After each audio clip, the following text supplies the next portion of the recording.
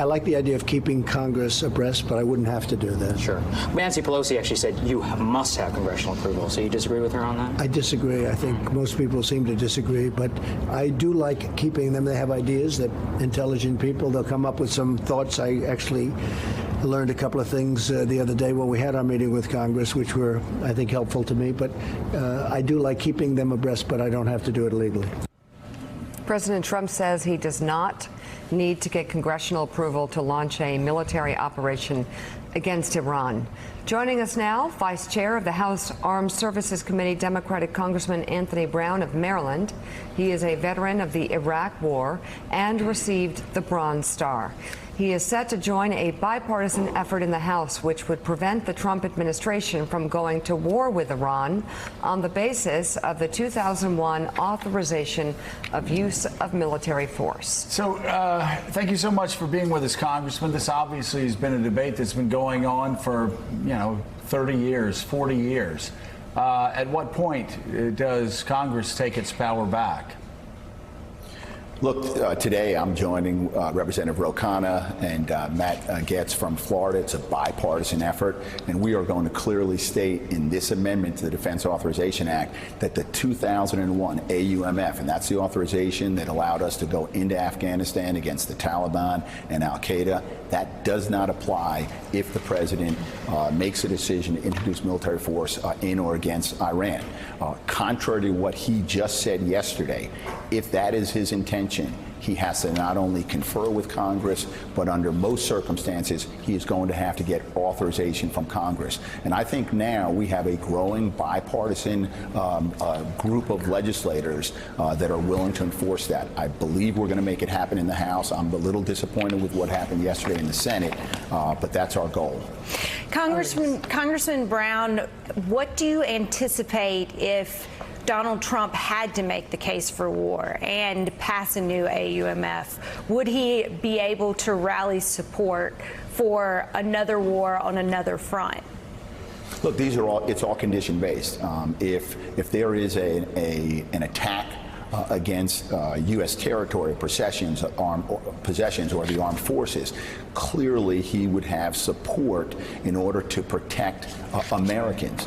But in this reckless escalation of our military presence in the Middle East, the chaos that we witnessed last week with the decision to launch a strike and then at the last minute to revoke those instructions to launch a strike, he's going to have to make a clear case. And quite frankly, he's got to make it first and foremost to Congress, but he ought to be working feverishly in getting the support from our international allies and partners. Hey, Congressman, it's Willie Geist. It's good to see you. Help us bottom line what we're watching right now between the United States and Iran, because I think a lot of people in this country are nervous about what they see and hear. I think a lot of people have fresh in their mind the memory of the Iraq War and the faulty intelligence that led to so many deaths in that country, American deaths and civilian deaths there in Iraq.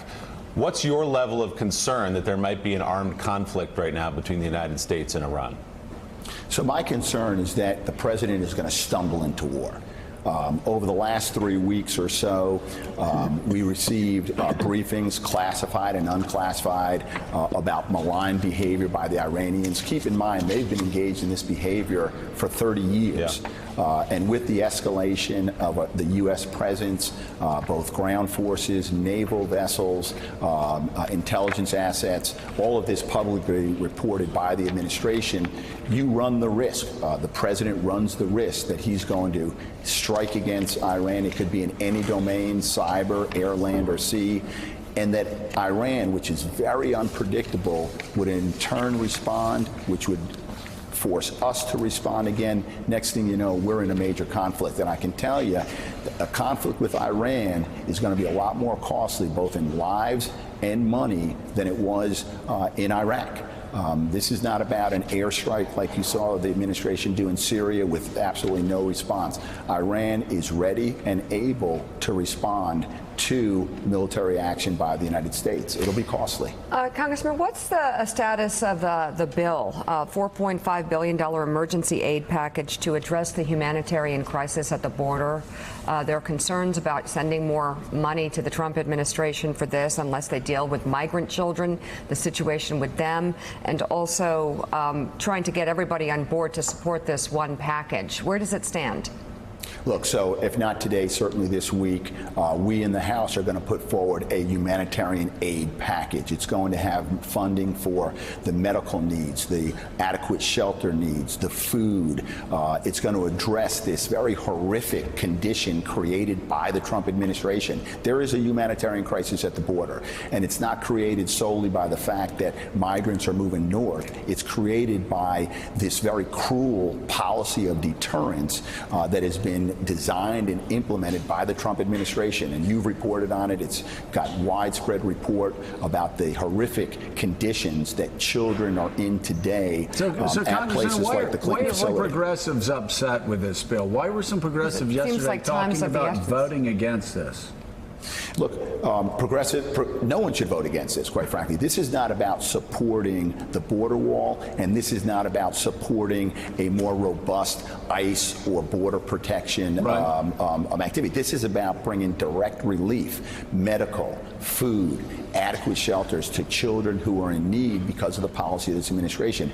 You know, as we talk through with all members of the Democratic caucus and, quite frankly, members of the Republican conference, what we're actually trying to achieve, more and more are beginning to support this effort. This is not about a border wall. This is not about more robust ICE enforcement. This is about children who are living in deplorable conditions that we need to address immediately because of this crisis created by the president. And I think one of the things that needs to be pointed out here, Congressman, is that the way Trump selectively blames Congress, he doesn't need Congress when he wants to build a wall. He just goes in and raids other departments' budgets, including the Department of Defense, and exerts extreme executive power. And then we have children that don't have soap, don't have toothbrushes, and he says, well, it's Congress's fault because they haven't given me the money. I mean, that alone ought to unite the Democratic caucus, right? How dare he blame Congress when he ignores Congress, when he needs billions and billions to campaign on the subject of the wall? Real quick, Congressman. Yeah, I mean, absolutely right. Look, there is disagreement on how we secure the border. The president wants a magnificent border wall. We believe that we can invest in technology and other 21st century techniques. So there is disagreement there. Congress has no objection to, and in fact, again, this week we will be introducing, if not today, a supplemental appropriation to address the humanitarian crisis that this president has created. It is horrific, the reports about children living in dirty clothes, without toothpaste, without toilet paper, without towels. I've been to the border. It was last year. I went to McAllen. Those conditions are bad. But what we're seeing now is worse.